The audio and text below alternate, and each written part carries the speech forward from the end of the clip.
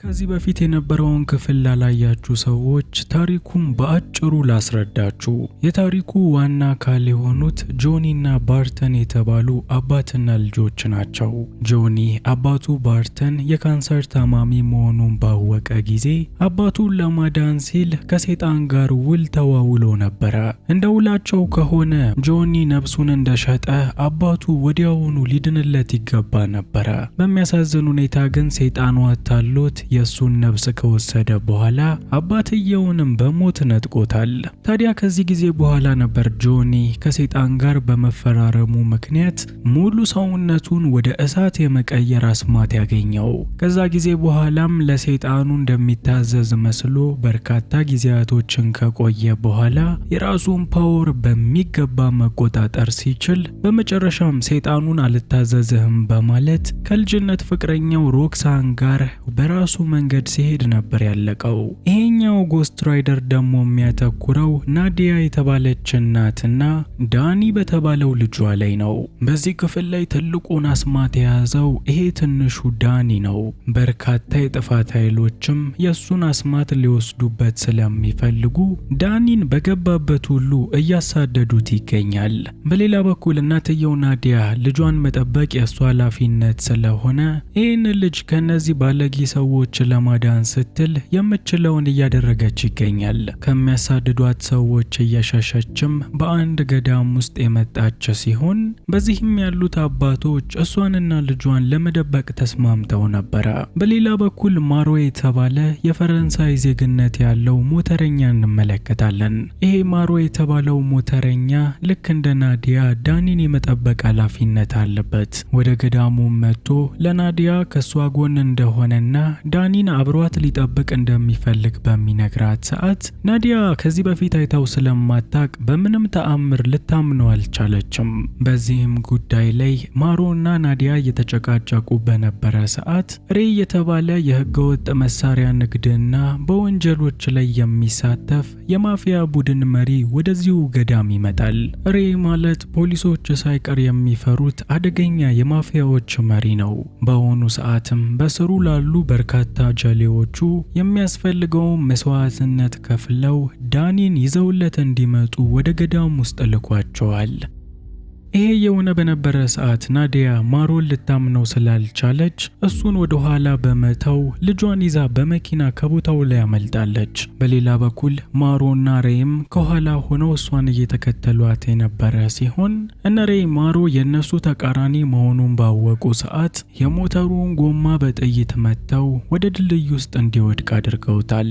በሌላ በኩል ማሮም ወደ ድልድይ ውስጥ ከመውደቁ በፊት የነ ሬን መኪና ጎማ በጥይት በማፈን ዳቱ ምክንያት እነሱም ናዲያን መከተል ሳይችሉ ቀርተው ማሮ በአንድም ይሁን በሌላ መንገድ ዳኒን ህይወቱን ታድጎለታል። ትዕይንቱ ሲቀየር ይሄንን ከበድ ያለ ሚሽን ለብቻው መስራት እንደማይችል የገባው ማሮ የባርተን ልጅ የሆነው ጎስት ራይደሩ ጆኒ ጋር መጥቷል። በሌላ በኩል ጆኒ ሰውነቱ ላይ ያለውን መንፈስ መቆጣጠር ስላልቻለ ራሱን ከሰዎች አግልሎ መኖር ጀምሯል። ይሄ ማሮም ለምን ወደዚህ እንደመጣ በሚጠይቀው ሰዓት ማሮ አንድ ልጅ ሊታደግ እንደሚፈልግ በዚህ ስራም ላይ ካገዘው ለሱ የሚያስፈልገውን ነገር እንደሚያደርግለት ቃል ገብቷል። ጆኒ በሚያሳዝን ሁኔታ ቬንጀንስ በተባለ መንፈስ ተይዟል። ይህ መንፈስ ደግሞ የሚያደርገው ጆኒ በተናደደ ሰዓት ያለሱ ቁጥጥር ወደ ጎስት ራይደር ፎርም እንዲቀየር ነው። የዛን ጊዜ ወዳጅ ጠላት አይለይም፣ ያገኘውን ሰው ሁሉ ጉዳት የሚያደርስ ሰው ይሆናል። እና በአሁኑ ሰዓትም ማሮ ገዳም ያሉት አባቶች ይሄንን እንዴት ማስለቀቅ እንደሚችሉ ስለሚያውቁ በዚህ ስራ ላይ ካገዘው ይሄን መንፈስ እንደሚያስወጣለት ቃል ገብቷል። ይሄንን የሰማው ጆኒም መንፈሱ ከላዩ ላይ እንዲወጣለት ስለሚፈልግ ምንም ሳያቅማማ በሐሳቡ ተስማምቷል። ፊልሙ የሚጀምረው ከዚህ በኋላ ነው። ጎስት ራይደር የሆነው ጆኒ እንዲሁም ኃይለኛ ተፋላሚ የሆነው ማሮ ናዲያ እና ዳኒን ከሬ ለማስጣል የሚፋለሙ ይሆናል። ታዲያ ወደ ፊልሙ ጠልቀን ከመግባታችን በፊት ላይክ እና ሰብስክራይብ ማድረጉ እንዳትረሱ። ይመቻቹ። ትዕይንቱ ሲቀየር ጆኒና ማሩ ከተስማሙ በኋላ አንድ ላይ ቁጭ ብለው እንመለከታለን። በጊዜውም እላዩ ላይ ያለውን መንፈስ መቆጣጠር የማይችለው ጆኒ በተቀበለው ሚሽን ላይ አንዳች ችግር እየተፈጠረ እንደሆነ ስለታወቀው ወደ ጎስት ራይደርነት ተቀይሯል። እንደ እውነቱ ከሆነ የጆኒ መንፈስ ምንም አልዋሻም። ልጇን ይዛ በመኪና እየሄደች የነበረችው ናዲያ በሬይና በሰዎቹ ተይዛ የሚገኝ ሲሆን የጆኒ መንፈስ ወደ ጎስት ራይደርነት እንዲቀየር ያስገደደው ልክ ሬይ ናዲያን ለመግደል ሽጉጡን ባወጣባት ጊዜ ነበረ። ታዲያ ጎስት ራይደሩ ጆኒም ምንም ጊዜ ሳያባክን ያሉበት ድረስ በመንፈሱ የተመራ የመጣ ሲሆን በቦታው ላይ የነበሩትም በርካታ የሬይ ሰዎችን ለብቻው ተፋልሟል። በጊዜው የሬይ ሰዎች አለን የሚሉትን መሳሪያዎች በሙሉ ጆኒ ላይ ያዘንበውበት ነበረ። ጆኒ ግን ከድሮም በተሰጠው የሀጣንን ነፍስ በመውሰድ ስልጣኑ አማካኝነት የእያንዳንዳቸውን ነፍሳቸውን የወሰደባቸው ሲሆን በዚህ መሃል ግን አንደኛው የሬይ ሰው ከጀርባ በጥይት መጥቶታል። በሌላ በኩል እነ ሬይም ይህንን አጋጣሚ በመጠቀም ጆኒ ከተመታበት የከባድ መሳሪያ ጉዳት ሳያገግም ወዲያውኑ ትንሹን ዳኒን ይዘውት ከቦታው ላይ አምልጠዋል። ትዕይንቱ ሲቀየር ሬ ወደ አለቃው ጋር ሲደውል እንመለከታለን። ይህንን ትንሽ ልጅ አሳዶ እንዲይዝ የላከው ይሄው አለቃው ሮርክ ነው። ሮርክ ማለት በመጀመሪያው ክፍል ላይ ጆኒን አታሎ ነፍሱን ለሰይጣን እንዲሸጥ እንዳደረገው መንፈስ በዚህኛው ክፍል ላይ እሱ ስልጣን ያለው ሰው ነው። የትንሹን አስማተኛ ነፍስም መቆጣጠር ስለፈለገ ለሬ ስልኩን ወደ ልጁ እንዲያስጠጋ ይነግረዋል። ሬም እንደተባለው ሲያደርግ ይሄ አደገኛ ሮርክ የተባለው መንፈስ የትንሹን ነፍስ ሙሉ በሙሉ ተቆጣጥሮታል። እናም በሚገርም ሁኔታ ልጁ ከዚች ደቂቃ አንስቶ በራሱ ምንም ነገር ማድረግ አይችልም። ሰውነቱንም ስለተቆጣጠረው በቀላሉ እነ ሬ ልጁን ወደ ሮርክ ጋር ማድረስ ይችላሉ። ይህ በእንዲህ እንዳለ በከባድ መሳሪያ ከተመታ በኋላ ጆኒ በሆስፒታል ተኝቶ እንደሚገኝ እንመለከታለን። ጆኒም እዚህ ሆስፒታል ውስጥ ተኝቶ ለማገገም ጊዜ ስለሌለው ወዲያውኑ ከዶክተሯ ተደብቆ ከሆስፒታሉ ወጥቷል። በሌላ በኩል በየመንገዷ እንደሚከታተላት ያወቀችው ናዲያ ወደ ጆኒ ጋር በመምጣት ለምን እንደሚከታተላት ጠይቋለች። የዚህን ጊዜም ጆኒ ከማሮ ጋር የገቡትን ስምምነት ከነገራት በኋላ የሱ ፍላጎት ልጇን ማዳንና ራሱን ነፃ ማስወጣት እንደሆነ ይናገራል። ናዲያም ይሄንን በሚገባ ከተረዳች በኋላ ምንም ሳታቅማማ አንድ ላይ ልጇን ለማዳን ለመሄድ ወሰናለች። በመንገዳቸው ላይም ሮርክ ለምን እንደሚያሳድዳት ልጁንም ለምን እንደሚፈልገው በሚጠይቃት ሰዓት ናዲያ ከሮርክ ጋር ግንኙነት አድርጋ ይሄንን ልጅ የወለደችው ከሱ እንደሆነ ትነግረዋለች። እናም ልጅየው የኃይለኛው ሮርክ እንደመሆኑ መጠን ከባድ ፓወር አለው። አባትየውም ይሄንን ፓወር በራሱ መቆጣጠር ስለሚፈልግ ልጅየውን በአሁኑ ሰዓት ከእናትየው በጉልበት ለመውሰድ እየታገለ ይገኛል። ይህ በእንዲህ እንዳለ ራሱን በአባቱ ቁጥጥር ውስጥ ያገኘው ትንሹ ዳኒ በቀላሉማ እኔን አትወስዱኝም በማለት የመኪናውን መሪ ጠምዝዞ መኪናው እንዲገለበጥ አድርጓል። ከዚያም ከመኪናው ወጥቶ በሩጫ ከነሱ ለማምለጥ ቢሞክርም በሚያሳዝን ሁኔታ ብዙም ርቆ ሳይጓዝ በሰዎቹ ተይዟል። እንዲያውም መኪናውን ስለገለበጠባቸው በሱ ምክንያት እየተዝናኑ የነበሩ ፍቅረኛሞችን ሬ ገሏቸው መኪናቸውን እንዲወስድም ሆኗል። በአሁኑ ሬ ትንሹ ዳኒ ተንኮለኛ መሆኑን ስለደረሱበት ወደ መሪያቸው እንዳይጠጋ አድርገው ከመኪናው ኋላ አስረውታል። ይህ በእንዲህ እንዳለ ናዲያና ጆኒ ልጁ ያለበትን ቢፈልጉም ሊያገኙት አልቻሉም። የዚህን ጊዜም ናዲያ የሮርክ የቅርብ የቅርብ ወዳጅ የሆነ አንድ ሰው ያለበት ይዘው የመጣች ሲሆን ለጆኒም ጉልበትህን ተጠቅመህ ይህንን ሰው አወጣጣው ስትል እውነታውን ከሱ እንዲጠይቅ አድርገዋለች። በሌላ በኩል ጆኒ በተናደደ ሰዓት ሙሉ ለሙሉ ወደ ጎስት ራይደርነት ስለሚቀየር ንዴቱን እየተቆጣጠረ ሰውየውን እውነቱን ለማወጣጣት ሞክሯል። በሚያሳዝን ሁኔታ ግን እንዳሰበው ሊሆንለት አልቻለም። ሰውየው ምንም አልናገርም ብሎ ድርቅ ያለ ሲሆን በዚህም ጆኒ ሲናደድ የጎስት ራይደር ፎርም በግማሽ እየወረሰው መጥቷል። ጆኒ ወደ ጎስት ራይደርነት ላለመቀየር የሚጠነቀቀው እነዚህን ዱርዬዎች ላለመጉዳት ሳይሆን በአሁኑ ራሱን መቆጣጠር ስለማይችል ምንም ማታቀው ናዲያንና ሌሎቹን ንጹሃኖችንም አንድ ላይ እንዳይጎዳቸው ሲለው፣ ለዚህም ሲል እንደምንም ብሎ ራሱን ተቆጣጥሮ ከሰውየው እውነቱን ካወጣጣ በኋላ ወዲያውኑ የጎስት ራይደር ፎርሙን በመያዝ እነሬ ይገኛሉ ወደተባሉበት ጉዞውን ጀምሯል። በሌላ በኩል እነሬ ህገወጥ የመሳሪያ ዝውውራቸውን እያሳለጡ ይገኛሉ። ይሄ በሚሆንበት ሰዓት ደግሞ አድራሻውን ከጆኒ እኩል የሰማችው እናትየው ናዲያ ከጆኒ ቀድማ በቦታው ላይ መታ ልጇን እያዳነች የሚገኝ ሲሆን ጆኒም ከሷ ትንሽ ዘግየት ብሎም ቢሆን ወደ ቦታው ላይ ደርሷል። የዚህን ጊዜም ዘመናዊ ሚሳኤል ያላቸው ነሬ ወደዚህ ጎስት ራይደር ላይ አንደኛውን ሚሳኤል ተኩሰውበታል። በጊዜውም ሚሳኤሏ በመንገዷ ያገኘችውን ጎስት ራይደር ተከታትላ ያፈነዳቸው ሲሆን እነሬ እንደጠበቁት ግን ጆኒን እስከ መጨረሻው አላጠፋቸውም። እሳት የሆነው ጆኒን እሳት ሊበላው አይችልም። በምላሹም ፓወሩን በእጥፍ ጨምሮ ከነሱ ጋር እንዲፋለም ያደረገው ሲሆን በቦታው ላይም ጥይት እየተኮሱ ቢያሰቃዩትም አንድ በአንድ ግን እነሱን መቀጥቀጥ ችሏል። ይሄ በሚሆን ሰዓት ሬ ናዲያን ልጁን ከማስመለጥ ሊያስቆም በሚሞክር ጊዜ ጆኒ በሰንሰለቱ በመጠቀም ሬንም ከመንገዳቸው ላይ ዞር አድርጎታል። ትዕይንቱ ሲቀየር ናዲያ ልጇን ይዛ እያመለጠች ከኋላዋ ደግሞ ጆኒ እየተከተላት ይገኛል። አሁን ላይ እንግዲህ ጆኒ የሚገኘው የጎስት ራይደር ፎርም ላይ ነው። ጠላቶቹንም ወዳጆቹንም ለይቶ አያውቅም። በሞተሩም እየከነፈ ናዲያ ላይ ከደረሰባት በኋላ ምስኪኗን እናት አንቆ ሊገላት ጫፍ ላይ ደርሷል። ይህንን የተመለከተው ትንሹ አስማተኛ ዳኒም ከመኪናው በመውረድ ለጎስት ራይደሩ ጆኒ ናዲያን እንዲለቃት ትዕዛዝ ሰጥቶታል። በሚገርም ሁኔታም እንኳን ለሰዎች መታዘዝ ጎስት ራይደር ከሆነ ለአንዳቸው ምህረት የማያውቀው ጆኒ የትንሹን አስማተኛ ትዕዛዝ ተቀብሎ የለቀቃት ሲሆን ከዛም በላይ የሚገርመው ደግሞ ልክ ወደ ልጁ በተጠጋ ሰዓት የጎስት ራይደሩ ፎርም ጠፍቶ ወደ ራሱ ወደ ጆኒ መመለሱ ነው። ምናልባትም ትንሹ ዳኒ ከሱ በላይ ፓወር ሊኖረው ይችላል። ይህ በእንዲህ እንዳለ ሮርክ በማግስቱ ቦታው ላይ በሚመጣ ሰዓት ሬ ሙሉ ለሙሉ መጎዳቱን ይመለከታል። ይሄ የሴጣን ተላላኪ የሆነው ሮርክም ነገሮች እንዲህ እንዲቋጩ ስለማይፈልግ ሬን ከተጎዳበት ካስነሳው በኋላ በአስማቱ አዲስ ማንነትን ሰጥቶታል።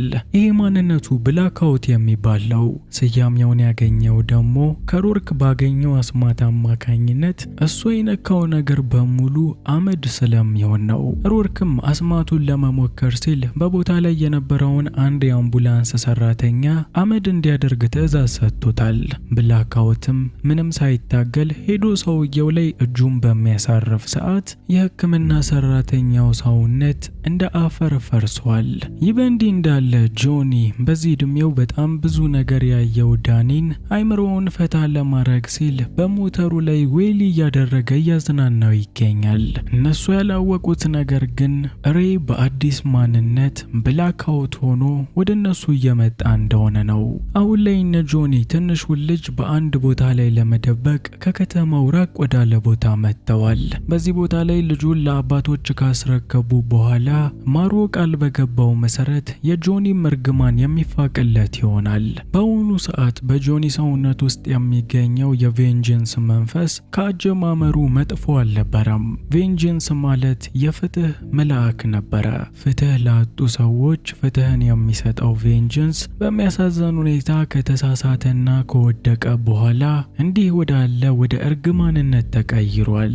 ማሩም የቬንጀንስን የታላቁን መልአክ ታሪክ ከነገረው በኋላ በአንድ ዋሻ ውስጥ አስገብቶት እዚህ ከሚገኙት ወይኖች ውስጥ አንደኛውን ኃጢአቱን ከተናዘዘ በኋላ እንዲጠጣ፣ በሌላ በኩል ደግሞ እዚህ የሚገኘውን ዳቦ እንደ ስጋው እንዲበላ በማድረግ እርግማኑን ከላዩ ላይ ማውጣት እንደሚችል ነግሮታል።